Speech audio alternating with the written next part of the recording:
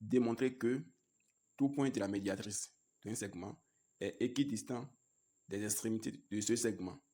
Alors, comment faire une démonstration mathématique? Alors, sachez que cette propriété est une propriété de la classe de cinquième. Vous devez savoir que toutes les propriétés et théorèmes que nous étudions et que nous utilisons aussi peuvent faire l'objet d'une démonstration. Et d'ailleurs, il est très bon de s'habituer à la démonstration de cette propriété, ce qui va nous donner la main à des démonstrations un peu plus complexes. Nous allons démontrer cette propriété. Alors, sachez que la démonstration en mathématiques, en fait, n'est pas trop différente de la démonstration en général. Démontrer, c'est convaincre, prouver. D'accord? C'est être capable de trouver les informations utiles et justes et aussi savoir organiser correctement ces informations.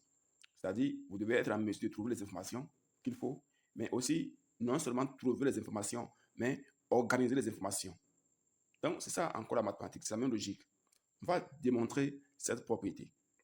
Sachez qu'en mathématiques, on a au moins 3 étapes, d'accord, à suivre pour une bonne démonstration. Alors, voici les étapes dont vous devez respecter pour faire une bonne démonstration. Vous devez d'abord, dans un premier temps, euh, parler de l'hypothèse. Alors, l'hypothèse, c'est quoi? C'est une supposition, c'est une proposition, d'accord, que l'on avance, soit comme le point de départ. Souvent, dans la plupart des cas, c'est donné, soit une figure ou juste une petite relation, en tout cas une information juste pour vous introduire, d'accord? Mais dans certains cas aussi, on ne donne rien, juste une propriété, comme ici, dans notre cas ici, on veut démontrer juste une propriété. Et après, il faut, au point 2, trouver quelques définitions, propriétés ou théorèmes, d'accord, antérieures, comme compétences préalables à ce que vous devez montrer. Alors donc, d'accord, par exemple, si vous avez une notion de cinquième à démontrer, vous devez utiliser des notions de sixième ou de primaire, d'accord. Vous ne devez pas utiliser les notions de quatrième ou de troisième ou de seconde pour démontrer une notion, d'accord, de niveau de cinquième. Que les notions que vous aurez à utiliser, les prérequis doivent être des notions antérieures que vous devez utiliser. Et après, à la fin, vous devez trouver, vous devez faire une bonne conclusion. Conclusion est de confirmer ce qui prouve, d'accord, la finalité, la véracité de ce que vous avez montré. C'est de pouvoir être en mesure de bien confirmer ça. Ça, c'est les 3 étapes que nous avons, que nous utilisons très souvent. Alors, revenons maintenant pour notre démonstration. Alors, c'est de montrer que tout point de la médiatrice d'un segment est équidistant des extrémités de ce segment. Alors, quel est le point de départ? Quelle est la supposition ici qu'il faut donner comme si on ne donne rien? Alors, comme ici on n'a rien donné, chacun est libre de partir de quelque chose. Je suis parti d'un triangle. Soit ABC, un triangle isocèle, comme indique la figure ci-dessous. Dans cette figure, une figure codée. Nous avons un triangle ABC, d'accord, isocèle. Déjà, quand on a déjà mis ce code, même si on ne précise rien, ça veut dire que c'est un triangle isocèle. Alors, pourquoi je suis parti d'un triangle isocèle? Un triangle, on utilise le triangle aussi en sixième et même au primaire, d'accord? Et donc, je suis parti de triangle. Tout point de la médiatrice de un segment est équidistant des extrémités de ce segment. Alors, la propriété ne nous parle pas de triangle. Alors, mais pourquoi moi je suis parti d'un triangle? D'accord? C'est ça l'hypothèse. Donc, c'est pour pouvoir trouver d'accord, un point de départ, une logique quand même pour pouvoir avancer.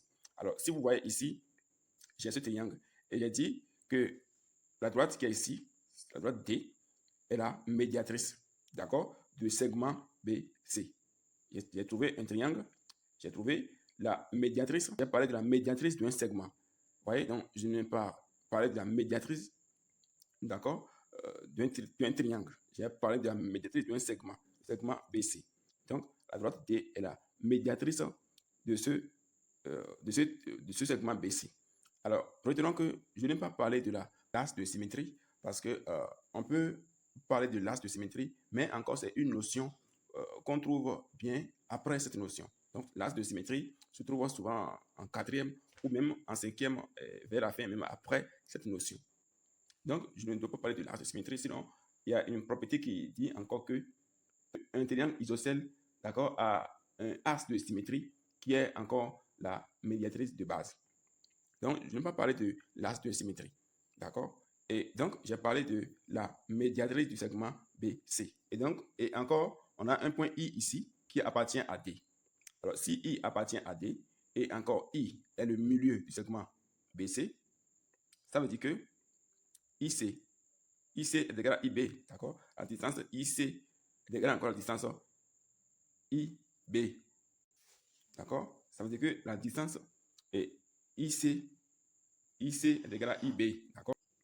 Donc, si IC est égal à IB, ça veut dire quoi? Ça veut dire que I est équidistant, d'accord, du point B et aussi du point C, d'accord? Si nous arrivons à montrer que on a trouvé déjà un point ici qui est équidistant. Équidistant veut dire égale distance, d'accord? Équidistant veut dire égale distance. Alors, si déjà on a trouvé un point qui vérifie qu'il est équidistant du segment BC, on va chercher encore un autre point. Alors, on a vu que le point A qui est juste ici, est aussi un point, d'accord, qui appartient à la médiatrice. D'accord? Et donc, si A appartient à la médiatrice D, et on a déjà vu que le triangle ABC est isocèle. Ça veut dire que AB, d'accord, la distance AB est égale à AC. Donc, le point A qui est ici, est toujours encore équidistant de B et de C. C'est-à-dire égal distant, le point A est égal distant de B et de C. Ça, c'est le deuxième point qu'on a trouvé. On a déjà que nous venons de trouver deux points. Le point I, d'abord en premier, qui est équidistant de B et de C, et le point A, qui est équidistant de B, toujours de B et de C, et tous les points I et les points A sont tous les points appartenant à la médiatrice D. D'accord? Donc, on peut conclure de là que tout point de la médiatrice d'un segment est équidistant des extrémités de ce segment.